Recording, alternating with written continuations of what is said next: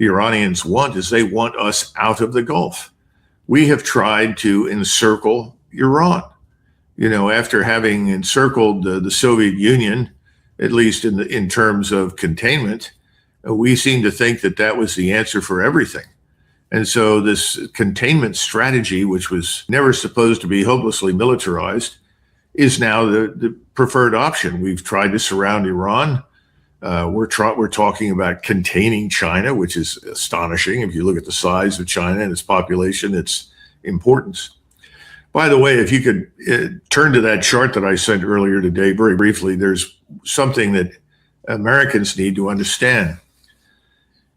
Pushing up borrowing costs everywhere except in China. Now, what does that mean? What that means is that China is stable. China is the world's creditor now, not the United States. And China is becoming the global safe haven for wealth, not the United States. Just look at the lines, where they go. What does this mean to the bonds, the treasuries? It means that the yields are rising. They have to rise or you can't attract any investment. That's unsustainable. So quite frankly, I think regardless of what Trump does at this stage, we've seen the end of the petrodollar. That's done. We're going to see probably the yuan petro or the petro basket of currencies or something else, but the petrodollar is finished. That is a huge foundational stone for our prosperity in the world. And, Americans need to understand that what we've done is destroy ourselves with this war. Whatever damage we think we've done to Iran, the long-term strategic damage to our country and to the rest of the world is far greater.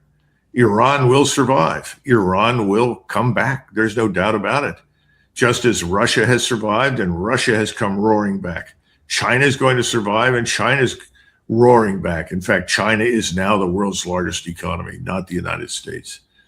And we've made matters worse because we constantly seem to opt for the threats of military power, because that apparently is the only tool we've got left. Well, we threatened everyone with tariffs.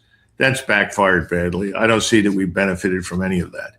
This president is all about bullying and threats, and it's back to the Roy Cohn School of Business. Number one, deny everything, admit nothing. Number two, threaten everybody, attack all the time. And finally, whatever happens, declare victory, claim that you've got control, that you're in charge, and everything's just fine. When Trump is driven out of office as a result of all of this, and I think it's inevitable at this stage, he's going to be making the same speech on his way out. I'm great. Everything was better under me, and we've been wildly successful. Thanks. No thanks. He's finished.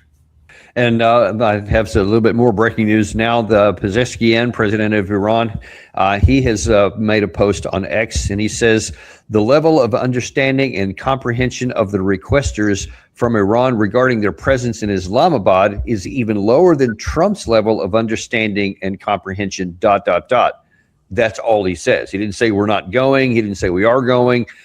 He just seems to mock those who thinks that there's going to be talks. I mean, that seems to be in line with other things we've heard. So it seems to imply, again, that there won't even be any talks. So there's nothing for Vice President Vance to go over there for. So we seem to be heading in a bad direction. I want to go down a path a little bit more in addition to what you just said there, which was profound and by itself economically should sound all the alarm bells to do what suggested. But there's also the issue of the oil itself. First of all, the last oil tanker that left on February 27th before the war started has now reached its destination. Now the market has to burn through about 400 million barrels of release from very strategic reserves. And once that's through, then you can't have this, even this market manipulation that President Trump has genuinely been amazing at to keep it under or right around $100. That's running out because all of the props are going to come out, and there's a physical dearth of supply that you can't manage. And that is turning into physical. These are in just the last day or two, some of these today. Popular Airlines reduces air flights and cancels others until June 14th. Singapore jet fuels have doubled to an average of around 960 barrels so far in April compared to 182. LA, flights out of LA have been canceled due to high flight. That's just yesterday. So this is going to continue on. And you talked about the fertilizer issue, which then has compounding problems for harvest season. And then that means the food that's going to be over the remainder of the following year into 27. I mean, Doug, these are serious issues that are these compound problems are compounding by the day. Well, it's been amateur hour in the White House and amateur hour on the Hill. None of these people have the intellectual or professional depth to do their jobs. That's the simplest explanation for the terrible position we put ourselves in. It's just that now the so-called curtain is being pulled back. The rest of the world recognizes us for what we are. We're not serious. We're not a serious country. And I'm afraid that that's the widespread opinion of us. And for Americans, what they need to understand, this is analogous to living in a house and watching one of your tenants in the house burn the other one half of the house down. And then the fire is put out. And everybody says, well, thank God the fire's out. At least we've got half a house left. And he says, oh, no, wait. I've got matches. I can burn the rest down. And people say, okay, well, if you think you need to, go ahead and do that. And that's what his supporters in the MAGA movement, whatever number are left, that's effectively what they're saying. Oh, I think it's great what he's doing. He needs to get those guys and kill them. And oh, my God. And of course, most of these people have never pulled a trigger in their lives and never shot anything. Maybe Bambi, if that, but that's all.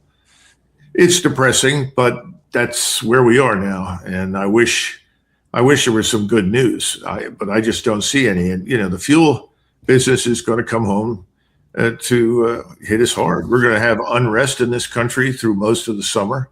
All the usual suspects that were out there before will be out there again, only this time. I think you're going to see the citizenry that has been asleep and been trusting the words of people in Washington for too long also go out on the street. And I think that's going to be very rough. Yeah, especially when those manifesting problems start occurring here and shelves are empty, prices for what's there is more than they can afford. Obviously, gasoline will be going up through the roof. That's when I think you're going to start seeing some of that stuff. But let me ask you just kind of on the near term here. I showed you this chart earlier that showed that we have more naval power in the region than we had even at the start of the war. There's more air power. We've been restocking missiles. And let's take a look at this is what happened during the first 40 days. You see these are the attacks by U.S. and Israel against Iran. And so there was a considerable amount, caused lots of damage, at least anything above ground. And then you look at what the Iranians were able to do in response. And so it's obviously at a much lower rate, but it was sustained all the way through in large part because of the underground facilities, et cetera. And yet that limited stuff. This is what it had on our aircraft alone. All these are losses, either destroyed or damaged, et cetera. So the question is going to be now, if we go in, and President Trump is good on his word on this, and the one thing he has been good on is using military power. If this is true and there is no meeting at all, much less a successful one, then he goes back to the military. What can we expect then out of this additional firepower that's different from what we saw the other side or the first half? Well, first of all, I'm not in on the discussions and I'm not sitting in the war room and I haven't seen any plans. I don't expect to receive any calls to inform me. So the best that I can tell you is that we will do what we did the last time, only we will do it with greater gusto. We will pick some new targets on the assumption, and that's my assumption, that based upon the intelligence studies of the last round, they're finding some new targets to attack. And you remember that the key to all of these air and missile campaigns is very much the same. Somebody walks in and says, okay, boss, I've been back over these targets. We've gone through them. We put them through AI. We've analyzed them. We're confident now that we've got the right set of targets. In addition to most of the ones we hit before, we've now got these new ones. We think this is the answer. In other words, you put enough rounds out there, eventually you're going to hit something that counts. I don't think that works, and I've seen that happen before. It's back to World War II. We bombed all sorts of things, trying to destroy production. German production never slowed down. But what we did succeed in doing, and we never fully appreciated it until nearly the war was over, was destroy the fuel production and distribution system, because that was key to stopping the German army and the German Air Force. That was vital. That did more to help the Soviets and their millions of troops reach Berlin than almost anything else we did. Now, I don't know what they're coming up with now, but I think they're going to have a tough time. As we've said before, Iran is a natural fortress. It's enormous inside. It's much larger than Germany was, much larger than Japan. It's the size, half the size of India. And that means the size of Western Europe. So the notion that you're going to find something now to hit that's going to change the outcome, I think, is unlikely. Now, I don't know what's going to happen with the ground troops. My impression is that President Trump, giving credit for getting something right, even a broken clock is right twice a day, he seems to have objected to the use of ground troops. I don't know who is arguing for the seizure of islands in the Persian Gulf, whether it's Karg or Abu Musa or whatever the things they are looking at. Doesn't make any difference. I think it's a waste of time. I don't think it changes anything. I don't see how putting soldiers or Marines on the ground in these places is going to demonstrate that we control anything. It's not going to wrest control away from Iran. And Iran still has 45 to 50,000, I would say, drones and probably 15 to 20,000 or more missiles. Those things are precision guided. They're going to get through and they're going to target wherever we are, whatever we do. So I hope that he sticks with his opposition to the use of ground troops, because I just don't see any payoff for their use in this setting at all. And I think we'll lose a lot unnecessarily. But we don't know what the great men that make these decisions are saying. And remember, President Trump is the sort of man that if he hears something he likes, he leans over right away and says, oh, yeah, I like that, without understanding what he really was told. And so I don't know what Special Operations Command is saying. I don't know what the various service chiefs are saying. I don't know what the CENTCOM commander, Admiral Cooper, is saying. Who knows? And I would be very careful about all these things in the New York Times and the Wall Street Journal. I think some of what they print is probably true. But unless you were in the room and you not only heard what was said, but you could see the people saying these things, you can't really pass judgment. A nation of 93 million people to its knees. We're going to destroy its way of life, its existence. But for us, it's just a journey. Well, why is it just a journey for us? Because it's a journey for Israel. And that's the problem. This is the problem that people don't understand. We cannot solve Israel's strategic problems militarily, which is what we're being asked to do right now. Israel was already widely disliked, if not treated as a pariah in the region anyway. Now, the rest of the Islamic world sees Israel as this menace, this virus that is going to ultimately destroy all of them. And all you have to do is look at the map of Greater Israel. The map of Greater Israel includes much of Saudi Arabia, northern Iraq, Syria, Jordan, the Sinai, and some territory west of the Nile, and of course, at least half of Lebanon. And all of this is part of so-called Greater Israel. Well, we used to have something during World War II called Greater Germany, Großdeutschland. This was the expanded Germany. Ultimately, that actually made more sense than what we're seeing, because at least there were Germans living on the territory, not always in the majority, but there. In this case, we're talking about whole populations that have to be subjected to Gaza treatment. They're going to have to be effectively subjugated, enslaved, or driven out. This is insane. And this is what we are fighting for. People need to understand this. And I don't see any evidence that it could possibly exist. We've always had the objective of gaining control of the oil fields in the region. You've got to go back into the 1990s and go back and read the things that Richard Pearl and Paul Wolfowitz and a host of others in their group of neocons were writing and insisting that if we could control all the oil resources in the Middle East, then we would have China by the throat. Of course, the real intention was not just to have China by the throat, but to make Israel the undisputed champion and king of the Middle East. I don't think we're going to ever get China by the throat, nor do I think we as Americans need to do that. That's absurd. But I think we're back to where we were before. This is all about Israel and securing it and making it safe and putting it in charge of the whole region. All of this is going to fail. It has no chance of success. And this business of bombing a nation into the Stone Age, I must say, I do disagree with one thing you said. You said, well, Dresden, we can't do what we did there. No, I think we can. And I think the Iranians know this, and their cities already show evidence for it.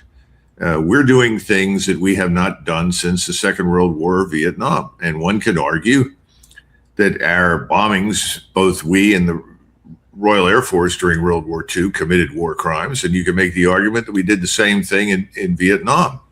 And I think we're going to do the same thing here. Ultimately, you end up destroying power. You put hospitals out of business. The Israelis have been bombing hospitals in Iran and emergency centers ever since the war began. And they launched a number of strikes last night, I think, because they worry that they might end up facing a ceasefire. I don't think there's any chance of a ceasefire coming. I think what they're going to end up facing is something worse than they've already encountered from Iran and potentially others that support Iran. You know, he's in this escalatory trap.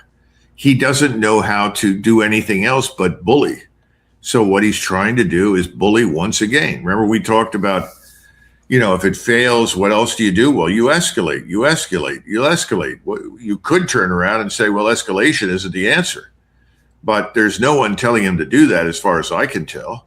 And I certainly don't see great evidence for people standing up in the Department of Defense and telling him, sir, this is not going to work. And if you do this, we could end up in a much wider war with a lot of other people. And by the way, you know, we mentioned escalation beyond the borders of the Eastern Hemisphere. In other words, could there be escalation here in the Western Hemisphere against us? And the answer is yes. You know, the drug cartels, which have always been the real threat to us in Mexico, are for hire. And they have an interest in seeing to it that they continue to move drugs and people back and forth across our borders and coastal waters. So could they possibly cooperate with Iran? Absolutely, without question. There are already Hezbollah chapters down in Mexico. They've never taken any action against us, but they exist. The Sunni chapters, the ISIS / Al-Qaeda, Al-Nusra crowd, they've been much more active in Mexico. But all of these things could blow up in our faces inside our country. They could destroy our refineries, our oil infrastructure. What about our nuclear power plants? Could they cause accidents there? There are a whole range of things. And we have not done what we need to do to secure our own infrastructure. We started under Obama, and Obama diverted all of the money that was supposed to go into modernization of the power grid and other things into the pockets of his campaign supporters. So we didn't get much out of it. We really do need to pay attention to our own domestic infrastructure, particularly our electrical grid, our power grid. So yeah, I think that could happen. So the question is, what are they going to do? And can you just give us a little sense for whether it's Carg Island or something else? I personally think that the Carg Island is just a deception operation. I don't think anybody's actually going to go there because the difficulty would be too high. I don't know. Maybe they will. But whatever. You're talking maybe 5,000 Marines with the 2 MEUs and another few thousand from the 82nd Airborne. What can those organizations, what can that much ground combat power, along with the A-10s and the Apache helicopters, which have been sent over to support whatever they're going to do on the ground, what is feasible militarily for them to do? It's important for Americans to understand something. What you do as a soldier, sailor, airman, or Marine after you arrive is much more important than how fast you get there. Right now, the emphasis is on light and fast. Why are we sending a brigade for the 82nd? Well, because we can. You load up 3,000 men. Now, of course, the Army, as always, has said, well, if we're going to send a brigade, we have to have a division headquarters on the ground to manage it. So 3,000 troops need a 2-star general with a 1-star general as deputy, and probably 150, 200, maybe more people to plan and conduct operations. This is a sort of standard, World War II nonsense that we go through. And then the Marines. We're going to put Marines there because we can float them in, and then we can put them somewhere. Well, the problem is once you put the paratrooper on the ground, once you put the Marine on the ground, the Ranger, whoever it is, what are they going to do? What can they do? Are they going to seize and hold something of great value? What is the seizure about? If they go to an island, can they hold that island? Well, I think we're finding out that islands are extremely vulnerable. Unless it's the size of Borneo, that means that all sorts of precision strike missiles and unmanned systems can annihilate everything on the island. So if you think you're going to go on an island and then hold it for what? What's the benefit? How does it help you? And see, from the Iranian standpoint, they're probably sitting there asking themselves, how could we be this stupid? And we shouldn't get confused. We're not saying that Marines or soldiers or anybody else are not good, solid people that are well trained and reasonably well led, I hope, and disciplined. It's not the point. Is what are they going to do when they get there? And how much can you expect of them? So that's why I go back to this thing of, well, we'll seize the islands. Now, if you look at the straits, and this is very hot, very important. I just wrote a piece on Substack that goes into some detail on this. If you go through all the thinking and then you say, well, I'm going to introduce ground troops and I'm going to seize the straits. What does that mean? If you look at the sides of the strait, in other words, the coastline, you're talking about 1,000 feet of cliff. In other words, this is an uphill climb in the worst sense of the word. Are you then going to land troops further to the east and then make the long march around and take it from the landward side? I mean, what are you doing? If you're going to put them on an island, once they're sitting on the island, what kind of control or influence are they going to assert? And the answer is none, because the place will be pulverized. It'll be covered by rockets and missiles. Anything on it will be exterminated. I mean, that's the easy thing to do. What else would you do? Now, of course, if you're going to make the argument that the Iranians are running out of missiles, which reminds me of the Russian army running out of missiles and rockets and so forth, then maybe it's fine. Maybe you could go there and open the chaise lounge chair and take in some sun. But the point is, I don't think so. And I don't think that you can stop from 150 kilometers away all sorts of weapons being launched against those sites. And again, we're back to persistent surveillance. What are you going to do that's going to fool anybody? Where are you going to stage forces? Are you going to try and stage them in Kuwait, in Bahrain? Are you going to try and stage out of Oman? I doubt seriously the Omanis will be receptive to that idea. Are you going to try and stage out of the UAE? Anywhere you go or you try to mass forces, it's going to be picked up, it's going to be targeted, and you're going to be brought under effective fire. So the problem with all of this is, do we have these capabilities? Yeah, we got lots of light infantry. Much of it's good. It'll go where you send it. But what are you asking it to do? And I think at the moment, we're asking them to do the impossible, to exert control over geography that they can't control. It's not a question of, are there not enough of them? It's simply a question of surveillance and strike. And if you don't have that advantage, if you can't rob the enemy of ISR, intelligence, surveillance, reconnaissance, and you can't defeat his intermediate range or tactical ballistic missiles and so forth, what are you going to do? Perhaps we're going to have to go through this in order to learn this lesson the hard way. And just real briefly, what about this? Because there's a lot of things swirling around, and a lot of the rumor mills that actually these troops, especially these light fighters, are actually being sent to do a seizure operation to get those 400 kilograms of reprocessed material and prevent Iran from ever turning them into a nuclear bomb. What is the possibility? We have a lot of good people that can do things. We've seen how SEAL Team 6 went and took out bin Laden. We've seen how we just took Maduro out here. Can something like that work? Well, there's gold in Amazon jungles. Why don't you go find it? Good luck. I mean, you're looking for the proverbial needle in a haystack. Now, you can try and detect things using satellite imagery as well as other means of detection overhead to see whether or not you found something that's radioactive. But I'm not sure you're going to end up with what you're looking for. It doesn't take that much material to alert somebody in space or flying overhead. What if you alert on 15, 20 places? Do you line them up and go to them in succession? How do you get there? Are you going to fly in a helicopter? Helicopters are so vulnerable. You can knock them down with rocks. So how do you get in and get out without being detected? And that's the biggest problem I have with all of these assumptions. The other thing is, I read recently, somebody said we may need as many as 200,000 troops. If you go back to the Dardanelles in 1915, it started really in earnest in February of 1915. It lasted for 9 months.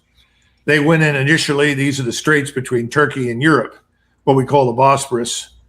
And the idea was that you seize the straits so that you could pass the Royal Navy through. They can then take Constantinople, now Istanbul, under direct fire. You can land more troops and seize the capital and knock the Turks out of the First War. It was very attractive. Everybody thought this was a great idea. Well, not everybody. The chief of naval operations thought it was insane, but Churchill, who was effectively the Secretary of the Navy, overrode him and said, no, this will be successful. Churchill did these kinds of things routinely. If he didn't agree, he just dismissed expert opinion and then would go off on these tangents and do incredibly stupid things. The Dardanelles operation was a good example.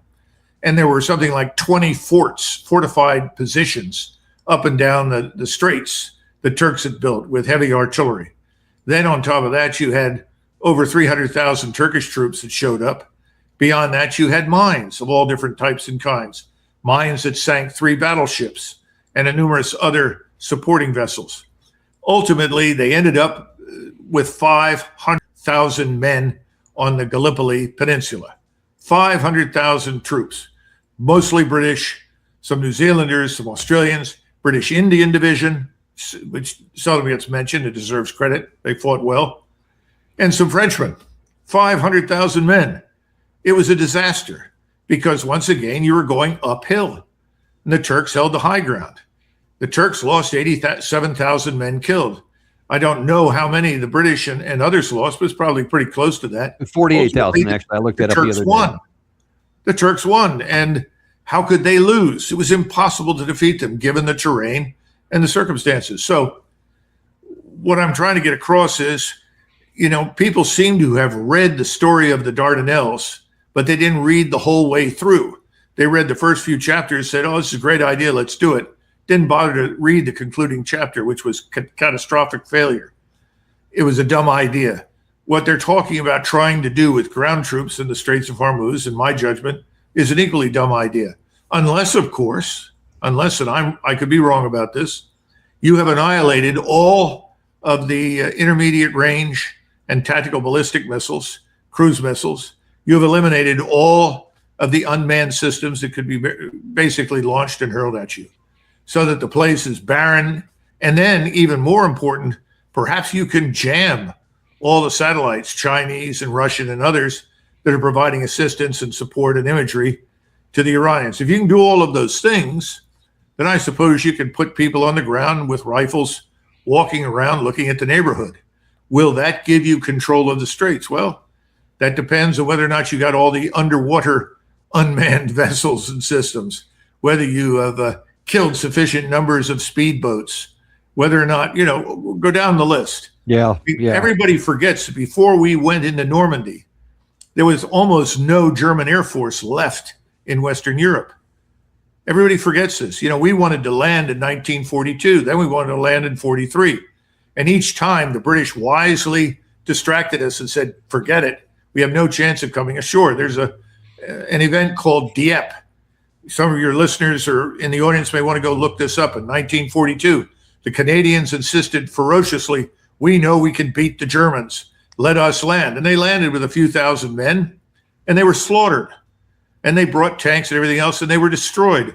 And the Germans sank everything. By the time we landed in Normandy in June of 1944, there were only 2 fighters in the German Air Force capable of lifting